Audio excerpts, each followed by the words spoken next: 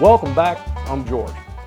And as always, I'm your humble servant to provide you as much information as we possibly can. And really, it's a lot of sharing through the community. This community has reached out numerous times to help us with issues that others have experienced.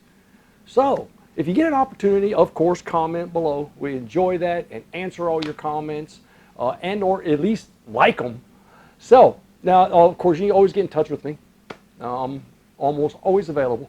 Now, I got some great news today. This video is on the solution. And I think if you remember back about 3 months ago, we started with Mike.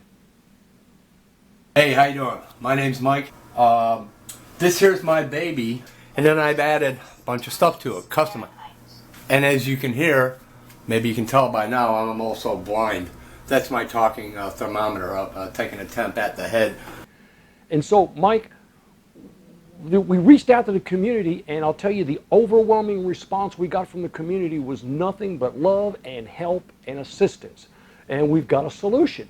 So today I'm going to show you, we've got this thing laid out, and this is thanks, I'll make sure that the person who did this gets all the credit. He wants to remain anonymous, but he's done a wonderful job. I've done very little to this, except add the speakers and the sound system, and then I got to package it all up. But he has put together an Audible PID. And I'll show you this. I'll turn this light on because I've got it running right now. Let me turn this light on because, you know, I always use a light to demonstrate when it's cycling. When it's trying to cycle and reach its appropriate temperature. Now, we can't have there's nothing visual about this. Everything is going to be audible. So we've got some push buttons here, and these are momentary buttons. And listen to this. 92.5. 92.5, that's the set temperature. And this one is the perceived temperature. 92. 92. So you'll see it's trying to get to 92.5, and that's what the thermocouple is sensing. 92. 92.5. There you go. And now we have another button here, and this button is a power down. It just goes through a shutdown procedure because, you know, when it comes to a computer chip, you don't want to just unplug it. All right. What a great design. Now this is the temperature adjust. You know, the set temperature, you set it, and then your perceived temperature, you know, and then your PID, which is inside here, tries to achieve that temperature and maintain that for you. Well, since there's no way he can visually do this by setting a digital control, we have an up and down. And this is a return to center switch. So every time let's do this. This is 92.5. 92.5. Up, up. Now it's set 96. 96. A momentary click down. 94.5. 94.5. So, it all has to do with the intermittent switch, or it's a 3-position really. It always returns back to center. But you can click up to go up with the temperature set, or you can click down to go down with the temperature set, and based on how quickly you push it, determines how far it goes. So it's not, it's precise, but it's not perfect, as in you can't go, oh, okay, that's a 0.2, a 0.2, a point. It's time. It has everything to do with timing. Okay, this is just such a wonderful setup. You'll see here, this is a power supply unit. And this is, of course, the brains of the whole thing. And this is the voice interface that's connected through a regular plug-in that I added the control, volume control, for the 2 speakers that I'm going to place inside there. And of course, this is the solid state relay that we're going to use.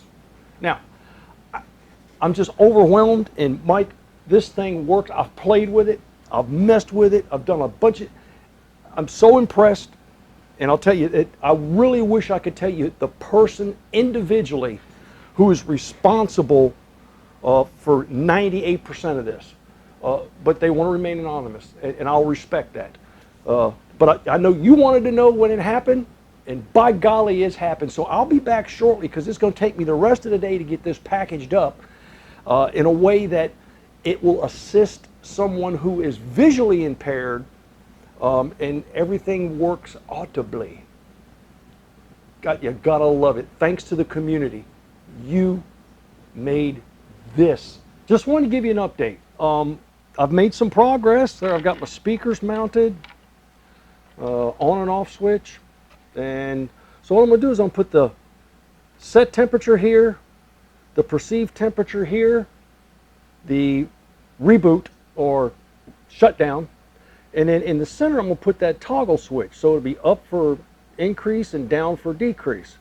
So it starts off, I just figured, just, you know, common sense to me anyway would be, if I wasn't looking at this, on off set is our set temperature, adjust up down, and right above that is what is the set temperature, and then the next one is what is the perceived temperature, and then when I'm done, right from this, it's just a push the button and it shuts down.